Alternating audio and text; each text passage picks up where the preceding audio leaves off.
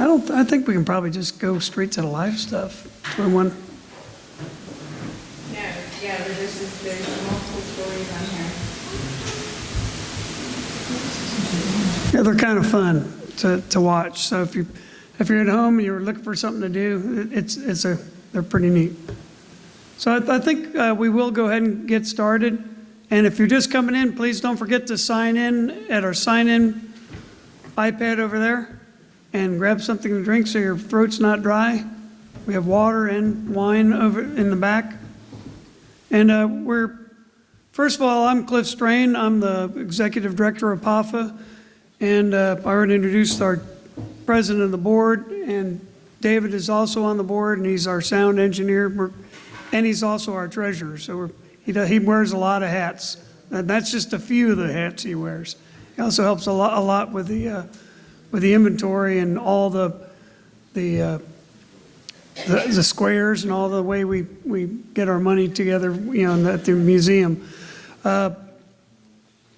If you don't know what PAPHA is Port Aransas Preservation and Historical Association, and we are the parent organization to the Farley Boat Works, the Port Aransas Historical Museum, also the new Maritime Museum that we're building, and we're also the liaisons to the Carter family for the Chapel in the Dunes. So we keep pretty busy. We have a full board of 14 members, and they're all working pretty hard to keep all our programs and moving and start brand new programs and find ways to fund it. So I think we'll go ahead and get started. So we have, I'm so excited tonight. We have Johnny Martin Mathews, and that's Johnny right there. And we're always really excited to hear Johnny talk. And Johnny's the last of his generation of Mathews. We lost a few in the last couple of years, so we're really excited to hear him talk. And he's a great storyteller, and he's been a fishing guide. He's a veteran. He's grew up, born, raised in Port Aransas. If I say anything wrong, you can correct me, Johnny. And first cousins with Marcy Ward Thomas, who is like my second mom. And also we have Ned Teller, who's retired pilot captain, also grew up here on the island. And both of them spent some time at the, hanging around the Farley Boat Works, which back when they were, when the Farley brothers were building boats. And matter of fact, I'm hoping Johnny will mention something about the Starfish, which is a boat we are currently rebuilding at the Farley Boat Works. But Johnny can remember being there when they put it together for the first time. So that was in the 40s. So that's pretty exciting. And we also have Dan Parker, who's done numerous presentations for us also. Ned and Johnny both have done storytelling for us. And then Dan Parker has done full presentations for us. He's the news editor for the Port Aransas South Jetty. He's also an avid surfer, along with his wife, Michelle, who's a teacher here at Brundrett Middle School, and also an accomplished photographer and news writer. So both have won awards for their writing and their picture taking, and any for surfing? Long time ago. Yeah. So they're just great people all very important parts of the people to our community, and we're glad to have them. So I think we'll start off, we'll go age before beauty, and we'll let Johnny go first, I think. All right, so Johnny, you want to take it away? And like I say, if you guys want to, you can tell any kind of stories you want. And if we need to pass the mic, we certainly can. If you have something you want to add on, and also, but it'd be great to hear just a couple things about the Farley Boat Works in your stories, but certainly not limited to that. You can talk about your life as a pilot. When we just had Mary O'Rear talk about pilots, and she had some questions at the end of her talk.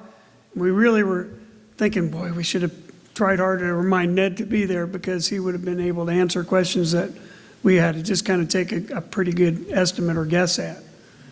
So, all right, at this point, I'm going to turn it over. Did you start the You did? Okay. Turn it over to Johnny Martin Mathews. Well, to start off with, I was born here in Port Aransas, 1932. I just turned 89 years old last October. And I was born right what used to be the old Spanish village. Right over here, I was right about next door. And I lived there until I got out of high school, went in service in 1950. So growing up in there from that way to the south, there probably wasn't maybe 15 homes back in that area, scattered all up through those dunes and whatnot. But everybody back in those days in there, you know, there wasn't, besides what running horses and, you know, that was wild.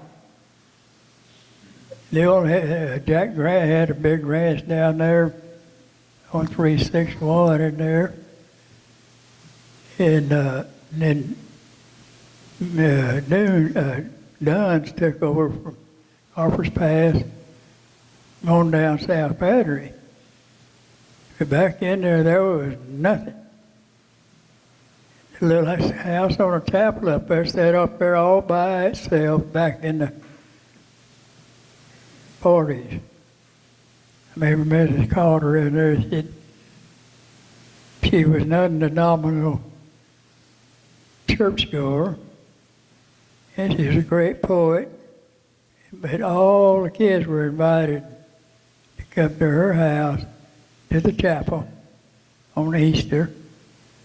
Had ice cream and soda water, whatnot, and she'd always tell us a Bible story. And that was every year. And she was a grand old lady at Port Aransas.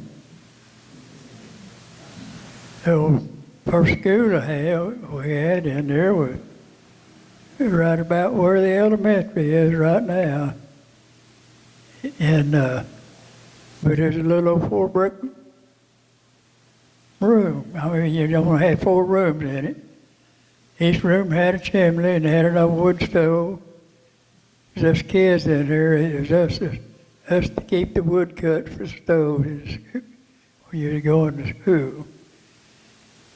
But you only had one teacher per room that taught about 3 or 4 different grades. It's the same, all in the same room.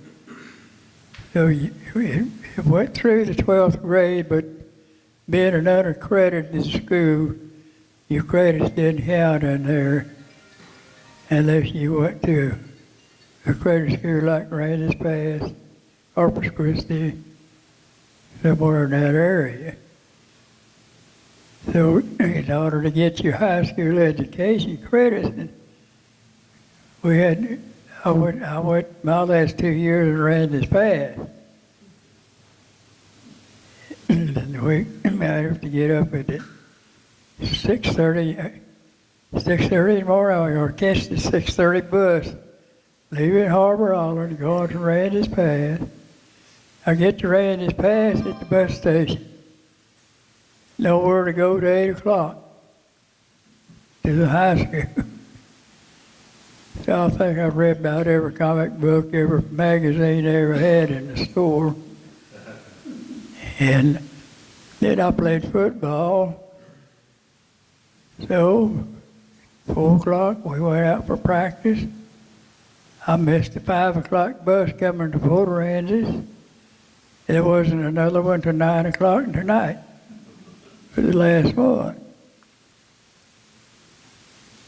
So I figured, you know, it was good practice in there, which it was in there for my football. Take off across the causeway. The old wooden bridges, they have like 5 wooden bridges, and then you had your ground paper. Wooden bridges, I'd run like hell, and then they don't get caught on them bridges with a car. Otherwise, you have to step over the railing and hang from the outside till the car went by. And then when you got on the pavement in there, you slowed down to a trot. And you got to where I could make that causeway in there in a little over 30 minutes at 7 miles. Yeah. Now, but and everybody, we had milk cow, we'd hog, didn't have most chickens in there, so we'd trade shrimp. Dad had shrimp boat in there, so we'd trade shrimp off shrimp boat. Somebody had a bunch of chickens, so we could have shrimp for chicken. That's the way you did it. We used to have a lady in here named Mrs. Sowers. She lived down here where the boat place is in there now on Oleander and Cotter Avenue. Yeah. And her and her husband, they lived in a trailer, and he was a fishing guide. She had a bunch of chickens. The old man couldn't drink cow's milk, but he'd drink goat's milk, so they had a couple of goats that she'd milk for him. And we knew a storm was coming in there because she grabbed the chickens in there, and then she'd get some twine in there and tie their legs together. And then she put them in the back of her car. Them chickens went with her when she left PA. So we said, well, the chickens are laid down, they put cross their eggs. A storm is coming. I said, waiting for her to tie up them legs. But when I first started guiding in there, it was about 1947, really. I had a cousin named Bubba Molina. He had bought another boat in there, and he was getting fixed up for the charter business. So I was home one day in there in the afternoon sleeping in there, and he come woke me up and he says, get your clothes on, you're going fishing. And I, no, I ain't going fishing, I'm not going to go nowhere. No, you're going to take a party for me. I said, I can't go out there in the Gulf of Mexico, I get seasick, and you know that. You ain't going to get sick no more. He said, you're going to take that charter. So I took that charter out there. And I wasn't feeling too good, but I didn't get sick, but I still wasn't feeling too good. And then the next year in there, I run the boat for him, and he decided in there to sell it to me. So I off the boat on what you call half shares. Whatever I made in here, I got half and he got half. And then I got in 1949, I owned it then. And then 50 rolled around and the government decided they wanted me. So I wound up over there in Korea. And I was a medic. So when I see the show MASH, I understand what they're going through. That's what I was in, but I was what they call attached to a NATO unit, which was a Norwegian MASH unit. Supposed to take care of the British, the Canadians, the Australians, they had Ethiopians, Greeks, Turks, India, and that's what they call a NATO. That's who we were supposed to be taken care of. But we had 90% American cattle. And When I got out of that, I came back in here and never left Port Aransas again. I was there. And I chartered for 60 years. One day, and on my last day, I chartered in. I was offshore out here, and I was sort of having little ifs and ands about the party I had. They were a little on the snotty side, you know. And I was tired of putting up with them, and I got to thinking, you know, 60 years of the BS, I don't think I need to take any more of it. So when I got in, I went immediately to the store I was working out of. I told them to take me off the books. It's over with.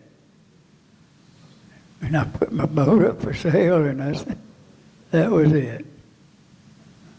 So I had 60 years of charter business. Well, when I started in a charter business, it was mainly fishing for tarpon.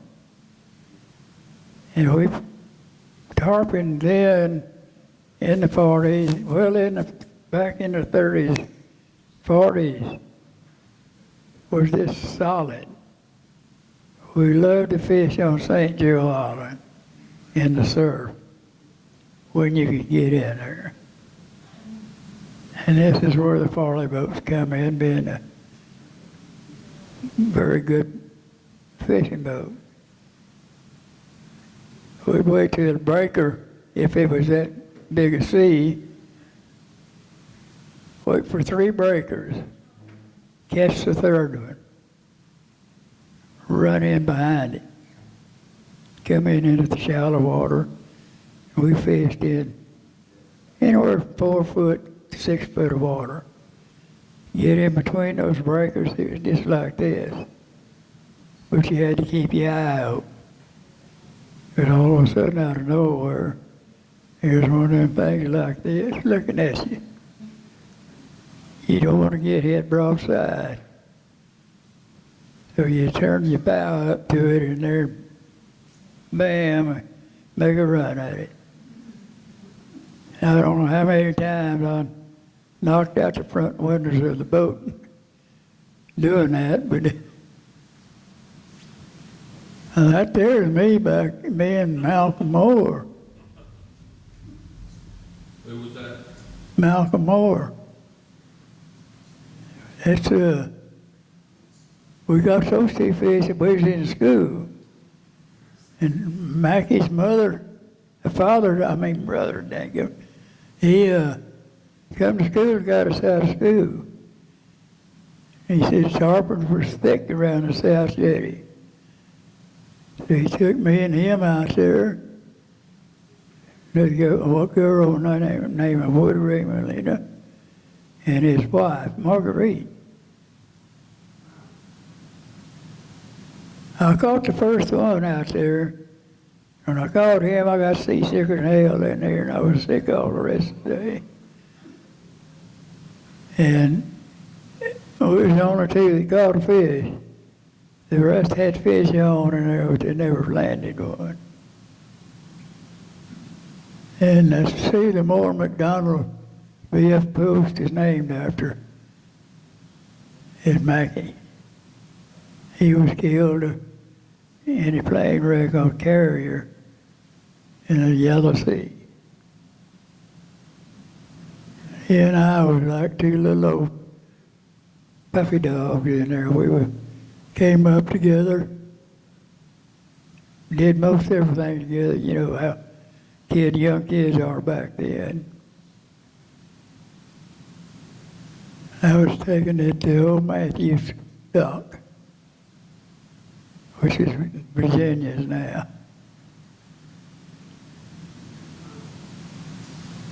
Michelle, how about that family photo? They're all fishing at the dock.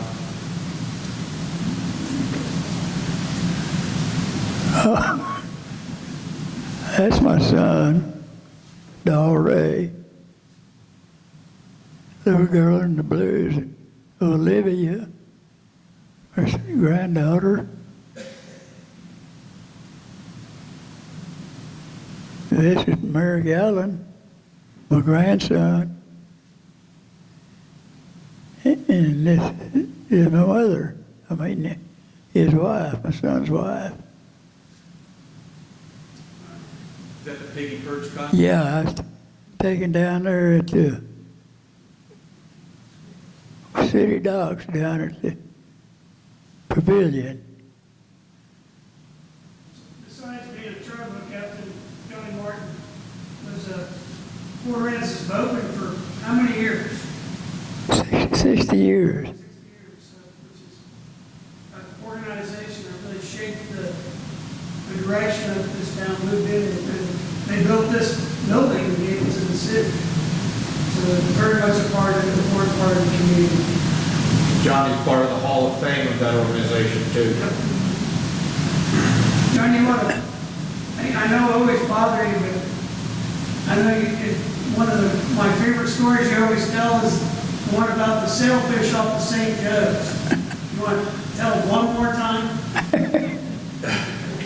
I promise I won't ask you. No, I don't mind. Good. But this man and this woman, and they was managers of a nightclub in Corpus Christi called a Town Club. Now that's not just no ordinary club. That's where the big money guys in Corpus Christi and all go. It's exclusive, well, a real exclusive club. There was a manager. So they come over and went fishing with me. And I took them over on the North Jetty side, and we was catching Spanish mackerel. And man, I'd catch them in there, Spanish mackerel, and then I'd go down the surf, get in that surf, and I was catching them big Spanish mackerel. I go down that way, and there, and I just happened to see something black in the water. I go by it in there, and it goes by me like this. And I'm looking at it. And I tell them people, I said, really lines in. Really, man. And I had some spare mullet in there, and I put one on one of the lines real quick. I said, help me find something that looks brown or black in the water. So we turned around, we followed it back towards the North Jetty. Well, I got up close to where I could really see it. It was a sailfish. Got the bait out there, and we got it on a couple of times. Threw the bait. And it happened to be a smooth day, no wind, no nothing. And I couldn't stand it any longer. I kept working back and forth to the beach, the jetty, headed that fish off in the corner of the North Jetty and the beach in the shallow water. Then I bailed out, went over the side, waded over to him about a little over waist deep. Oh, well, I'm going to get that booger. I reached down and grabbed him by the tail with both hands. That didn't work. So I didn't know what next thing I was going to do. I said, well, once I ever get my hand on his bill, he's mine. So I just made a grab and got him by the bill. Started to the beach. Man, I'm telling you, I was taking a licking. Got him to the beach, and there was 3 little young girls come running down there, and they was running down the beach to me. I was hollering at them, find a piece of driftwood, find a piece of driftwood. So I walked this booger in the head. Hey, they got a piece of wood for me, come back, and I popped him in there, and sitting there. And their mother, one of them's mother was on a jetty with these 3 girls. I come wading back with that sailfish sticking up in the air like this to the boat. With the old man and the old lady sitting in the boat. One had a box camera, brownie camera, and another one had a 16 millimeter movie machine. Well, she forgot to turn it on and take movies. The old man did get a shot of it, bringing it back to the boat. And now we got in there, and I said, well, we're going back to fishing. He said, oh, no, we're going to the dock. I said, we've had our trip. They thought that was something. And we come back to the dock, got the pictures made and stuff.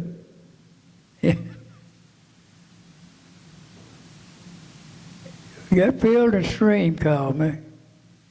Want to know if they could do a story on it.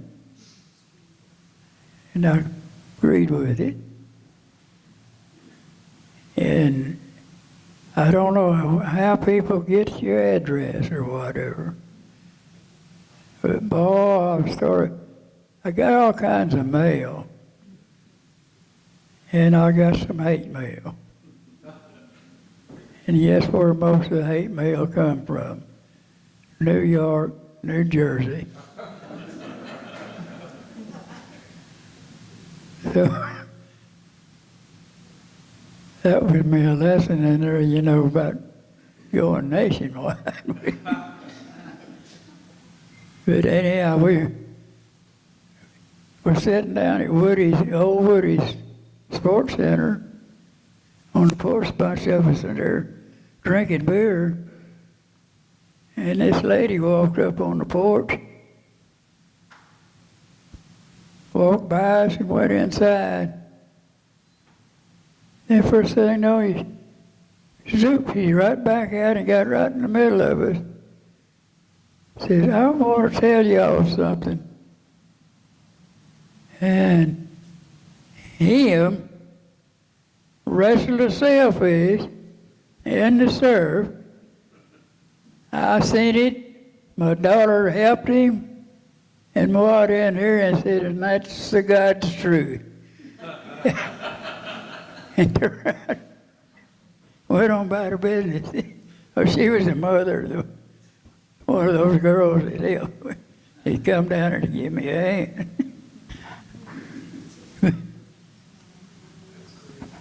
Now, I had another one. It's about the same thing. I was fishing the tarpon rodeo.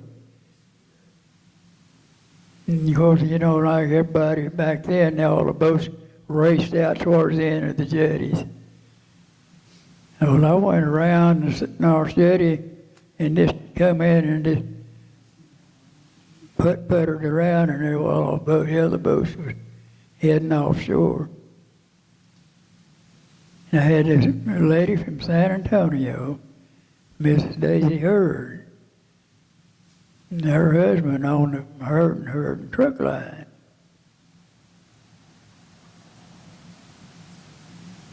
We put in right then, Bates. I hadn't gone 15 minutes, and then, there's that tarpon.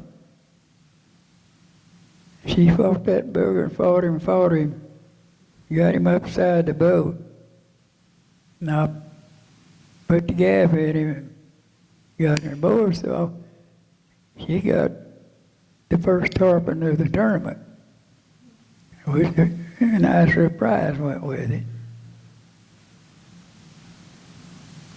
Then the second day we was down in the North there, still with the same woman. And it was real calm, dead calm, hot. And she was asking me, says, ever been a tarpon jump in in any of these boats out here? I said, yes, it's three times it's happened. I no more got that out of my mouth, and there's something, and bam, went by me like this. It hit me across the shoulder and went right up under the bow of my boat.